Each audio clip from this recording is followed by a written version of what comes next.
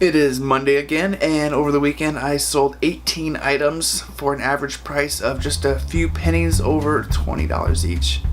Here's what sold. A Guitar Hero Xbox guitar. A Logitech Rolly Mouse Ball Mouse Rolly Ball. Roll.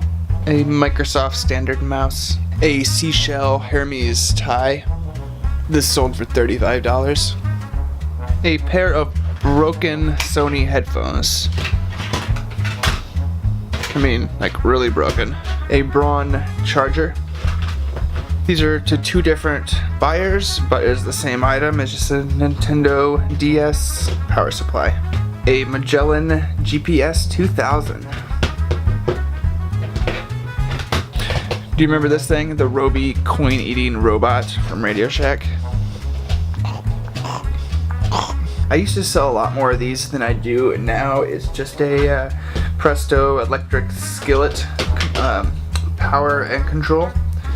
It I don't know, I used to buy them pretty often and sell them, but they kind of just stopped selling, so I'm just slowly selling off the remainder that I have now. An Uma wireless telephone adapter thing. I'm not sure. I think overall Uma is not a very good brand, but this thing right here sold within hours for $20. More Radio Shack stuff. These are lamp and appliance modules. There's 3 of them here. I just have them stored together. And I think the rest of the stuff here is electric blanket controllers. I tried to stock up on these, but they're still selling faster than I can bring them in.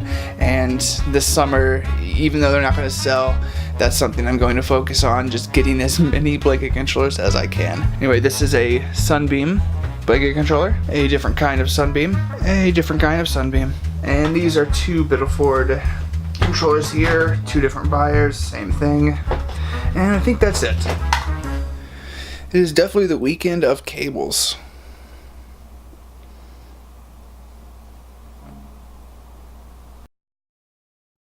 What are you crying for? You know, I don't think I filmed anything all week, so you might have just watched a what sold over the weekend. Well, guess what? It's Monday again, and over the weekend I sold 11 items. It was 10. I just sold the 11th and the best item of the weekend just right before I pressed record on this.